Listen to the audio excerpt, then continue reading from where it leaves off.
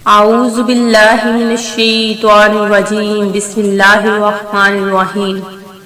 اللہ کے نام سے شروع جو بڑا مہربان نہایت رحم کرنے والا ہے۔ مون وظائف چینل کی جانب سے تمام ناظرین کو السلام علیکم ورحمۃ اللہ وبرکاتہ۔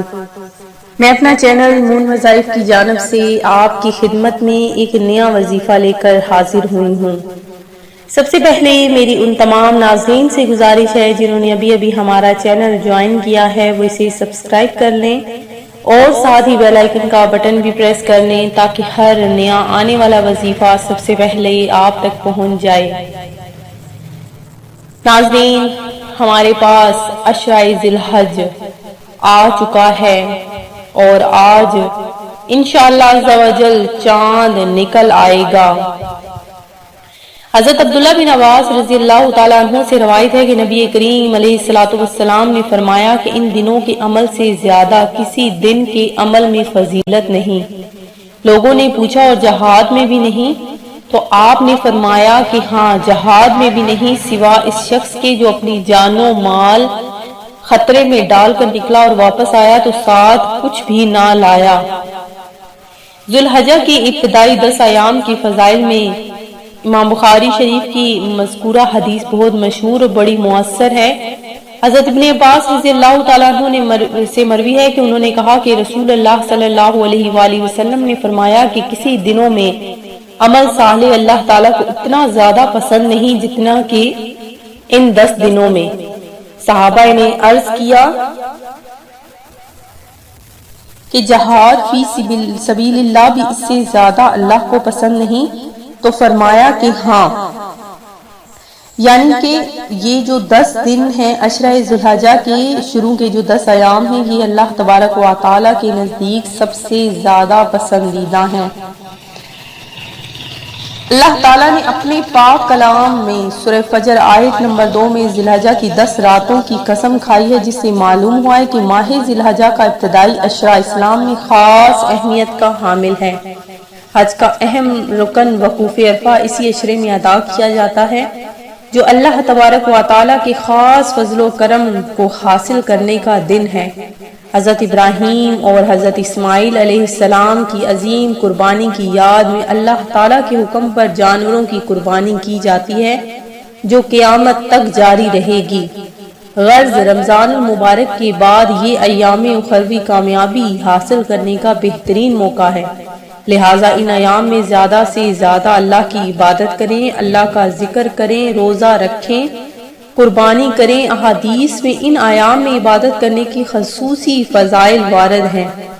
حضرت عبداللہ بن عباس سے روایت ہے کہ نبی کریم صلی اللہ علیہ وآلہ وسلم نے فرمایا کہ کوئی ایسا دن نہیں کہ جس میں نیک عمل اللہ تعالیٰ کے یہاں ان 10 دنوں کے عمل سے زیادہ محبوب اور پسندیدہ ہو۔ حضرت عبداللہ بن عباس سے روایت ہے کہ نبی کریم علیہ السلام نے فرمایا اللہ تعالیٰ کے نزدیک عشرہ ذی الحجہ سے زیادہ عظمت والے دوسرے کوئی دن نہیں، لہٰذا تم ان دنوں میں تسبیح و تہلیل اور تکبیر و تحمید کثرت سے کرو۔ ان ایام میں ہر شخص کو تکبیر تشریق پڑھنے کا خاص اہتمام کرنا چاہیے۔ تکبیر تشریق کے کلمات یہ ہیں: اللہ اکبر، اللہ اکبر، لا الہ الا اللہ، واللہ اکبر، اللہ اکبر، وللہ الحمد۔ حضرت قتادہ سے روایت ہے کہ نبی اکرم صلی اللہ علیہ وآلہ وسلم نے فرمایا عرفہ کے دن کے روزے کے متعلق میں اللہ تعالیٰ سے پختہ امید رکھتا ہوں کہ وہ اس کی جگہ سے 1 سال پہلے اور 1 سال بعد کے گناہوں کو معاف فرما دے گا۔ مذکورہ حدیث سے معلوم ہوا کہ عرفہ کے دن کا ایک روزہ 1 سال پہلے اور 1 سال بعد کے گناہوں کی معاف کا سبب بنتا ہے۔ ذی الحجہ کے مہینے کی بہت زیادہ فضیلت بیان کی گئی ہے، خصوصی طور پر اس مہینے کے شروع کے 10 دنوں کی بڑی بزرگی بیان کی گئی ہے۔ ان دنوں کی عزت کرنے والے کو اللہ تبارک و تعالیٰ 10 نعمتوں سے نوازتا ہے۔ عمر میں برکت اور صحت فرماتا ہے، مال میں زیادتی عطا کر کے حوصلہ افزائی فرماتا ہے، اہل و عیال کی حفاظت کر کے حوصلہ افزائی فرماتا ہے، گناہوں کا کفارہ عطا فرماتا ہے، اس شخص کی نیکیوں میں اضافہ کر دیتا ہے اور گناہ معاف فرما دیتا ہے، اس کے نزاع کے وقت کی تنگی میں آسانی پیدا کرتا ہے، ظلمت میں روشنی عطا فرماتا ہے، نیکیوں کے اجر کا پلڑا بھاری کرتا ہے، جہنم سے نجات عطا فرماتا ہے، جنت کے درجات میں بلندی عطا فرماتا ہے۔ اس کے علاوہ اس دن اگر کسی نے اس عشرے میں کسی مسکین کو کھانا کھلایا یا خیرات دی تو گویا اس نے اس پیغمبروں کی سنت پر عمل کیا۔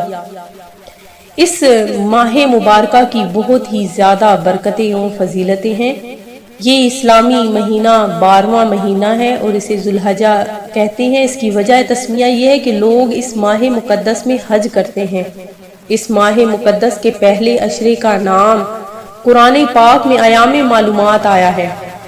ذوالحجہ کا مہینہ ان 4 برکت اور حرمت والے مہینوں میں سے ہے۔ اس ماہ مبارک میں نوافل کثرت سے پڑھیں، روزے، تلاوت قرآن و پاک، تسبیح و تہلیل اور صدقات و خیرات وغیرہ اعمال کا بہت بڑا اجر و ثواب ہے، اور بالخصوص اس کے پہلے 10 دنوں کی اتنی فضیلت ہے کہ اللہ تبارک و تعالی نے اس عشرے کی 10 راتوں کی قسم یاد فرمائی۔ قرآن پاک میں ارشاد ہے، قسم ہے مجھے فجر کی، عید قرباں کی اور 10 راتوں کی جو ذوالحجہ کی پہلی 10 راتیں ہیں، اور قسم ہے جفت اور طاق کی جو رمضان المبارک کی آخری راتیں ہیں، اور قسم ہے اپنے حبیب کبریا کے معراج کی رات ماہ ذوالحجہ کے جو مشہور واقعات ہیں۔ اس میں یہ ہے کہ ماہ ذوالحجہ کی پہلی تاریخ کو سیدنا عالم حضرت خاتون جنت فاطمہ الزہرا کا نکاح حضرت علی المرتضیٰ رضی اللہ تعالیٰ عنہ کے ساتھ ہوا۔ اس مہینے کی 8 تاریخ کو یوم تراویح کہتے ہیں، کیونکہ حجاج کرام اس دن اپنے اونٹوں کو پانی سے خوب سیراب کرتے ہیں تاکہ عرفہ کے روز تک ان کو پیاس نہ لگے، یا اس لیے اس کو یوم ترویہ کہتے ہیں کہ سیدنا حضرت ابراہیم خلیل اللہ نے 8ویں ذوالحجہ کی رات کو خواب میں دیکھا تھا کہ کوئی کہنے والا کہہ رہا ہے کہ اللہ تعالیٰ تجھے حکم دیتا کہ اپنے بیٹے کو ذبح کر، تو آپ نے صبح کے وقت سوچا اور غور کیا کہ یہ اللہ تعالیٰ کی طرف سے ہے یا شیطان کی طرف سے۔ اسی مہینے کی 9ویں تاریخ کو عرفہ کہتے ہیں، کیونکہ سیدنا حضرت ابراہیم علیہ السلام جب 9ویں تاریخ کی رات کو یہی خواب دیکھا تو پہچان لیا کہ یہ خواب خدا تعالیٰ کی طرف سے ہے۔ اسی دن حج کا فریضہ سر انجام دیا جاتا ہے۔ 10ویں تاریخ کو یوم نحر کہتے ہیں، کیونکہ اسی روز سیدنا اسماعیل علیہ السلام کی قربانی کی صورت میں پیدا فرمائی تھی۔ اسی روز عام مسلمان قربانی کرتے ہیں۔ اسی مہینے کی 11، 12 اور 13 تاریخ کو ایام تشریق کہتے ہیں۔ اسی ماہ کی 14 تاریخ کو سیدنا حضرت علی نے نماز میں اپنی انگوٹھی صدقہ کی تھی۔ اسی مہینہ کی 26 تاریخ کو حضرت سیدنا داؤد علیہ السلام پر استغفار نازل ہوا۔ اسی مہینہ کی 28 تاریخ کو سیدنا حضرت علی کرم اللہ وجہ کریم مسند خلافت پر بیٹھے تھے۔ حضرت ابن عباس سے مروی ہے کہ انہوں نے کہا کہ رسول اللہ صلی اللہ علیہ وسلم نے فرمایا کہ اللہ تعالیٰ کے نزدیک دنوں میں کوئی دن ان 10 دنوں سے زیادہ محبوب نہیں کہ جس میں نیکیاں کی جائیں۔ تو ناظرین، زیادہ سے زیادہ آپ نے ذوالحج کے مہینے کو عبادت و ریاضت میں گزارنا ہے، اسے بالکل بھی غفلت میں نہیں گزارنا۔ اس مہینے کو اللہ تبارک و تعالیٰ نے بہت زیادہ پسندیدہ قرار دیا ہے۔ قربانی واجب ہونے کی شرائط بھی سن لیجئے کہ ایک تو اسلام میں ہو یعنی غیر مسلم پر قربانی واجب نہیں، اقامت یعنی مقیم ہونا مسافر پر واجب نہیں، تونگری یعنی مال کے نصاب ہونا یعنی مالداری سے مراد وہی ہے جس سے صدقہ و فطر واجب ہوتا ہے، وہ مراد نہیں جس سے زکوٰۃ واجب ہوتی ہے۔ حریت یعنی آزادی ہونا، جو آزاد نہ ہو اس پر قربانی واجب نہیں کہ غلام کے پاس مال ہی نہیں، لہٰذا عبادت مالیہ اس پر واجب نہیں۔ مرد ہونا اس کے لیے شرط نہیں، عورتوں پر بھی واجب ہوتی ہے جس طرح مردوں پر واجب ہوتی ہے، اس کے لیے بلوغ شرط ہے یا نہیں، اس میں اختلاف، اور نابالغ پر واجب ہے تو یہ آیا خود اس کے مال سے قربانی کی جائے گی یا اس کے باپ اپنے مال سے قربانی کرے گا۔ ظاہرہ روایت یہ ہے کہ نہ خود نابالغ پر واجب ہے اور نہ اس کی طرف سے اس کے باپ پر واجب ہے، اسی پر فتویٰ ہے۔ ناظرین، جو آج میں آپ کے لیے وظیفہ لے کر حاضر ہوئی ہوں وہ چاند کو دیکھ کر آپ نے کون سا وظیفہ کرنا ہے، کون سی دعا پڑھنی ہے، انشاءاللہ عز و جل اس دعا کے پڑھنے سے انشاءاللہ عز و جل آپ ہاتھ اٹھا کر جو بھی دعا مانگیں گے آپ کی دعا قبول ہو جائے گی۔ آپ نے بس چاند کو دیکھ کر دعا مانگنی ہے اور اس کے بعد آپ کی ہر دعا مقبول ہونا شروع ہو جائے گی۔ ذی الحج کا چاند دیکھنا واجب ہے، آپ نے لازمی ذی الحج کا چاند دیکھنا ہے اور چاند دیکھ کر آپ نے دعا پڑھنی ہے۔ اللہم احلہ علینا بالامن والایمان والسلامتی ربی وربک اللہ۔ اے اللہ ہمیں امن و ایمان، سلامتی اور اسلام کا چاند دکھائیے، اے چاند میرا اور تیرا رب اللہ ہی ہے۔ یہ دعا پڑھنے کے بعد آپ نے اللہ تبارک و تعالی سے دعا مانگنی ہے، انشاءاللہ عز و جل آپ کی ہر دعا قبول ہوگی۔